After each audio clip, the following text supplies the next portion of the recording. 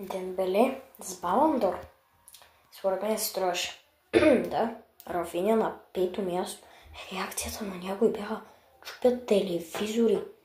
Моята реакция беше къде отиваме, кой свят се намираме, бе? Как? Как може такова нищо? Рафиня на 5-то. За мен беше на 2-то. Най-малко.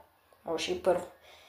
Ако беше Ямал взел, много ще се радосвам. За Рафиня няма претенции. Да я вземе добре.